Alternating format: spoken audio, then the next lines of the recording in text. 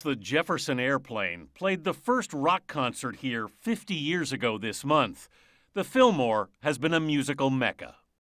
It began as the epicenter of California's psychedelic scene.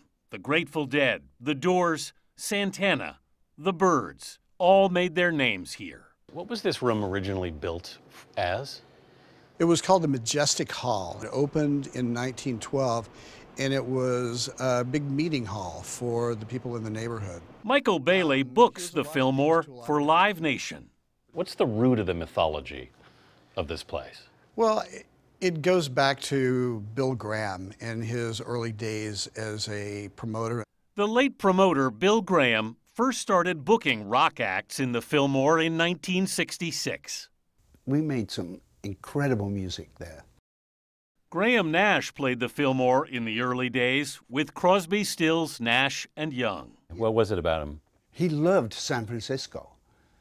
He loved hippies. He loved rock and roll. And he saw a way of making a lot of money putting all those things together. And he made a lot of money, Bill. Nash, whose new solo album, This Path Tonight, will be released this spring, remembers coming off stage one night at the Fillmore. Bill Graham comes up and he goes, "Any chance you could do another song?" And we go, "No, Bill, we're done, man.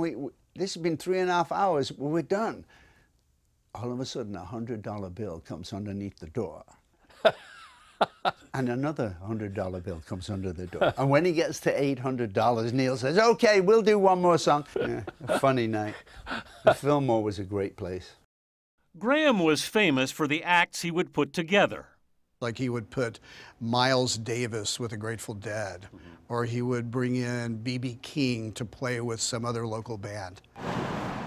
In the 1980s, the Fillmore was bought by a couple who installed chandeliers and for a time hoped to turn it into a ballroom. And they've become part of the character of this place. They are. It's that's one of the iconic things about the room these days. Take a free poster on your way out. Another, the posters given out as souvenirs at the end of many shows, a tradition that dates back to Bill Graham's first gigs at the Fillmore. When he started with these posters, what was he doing with them?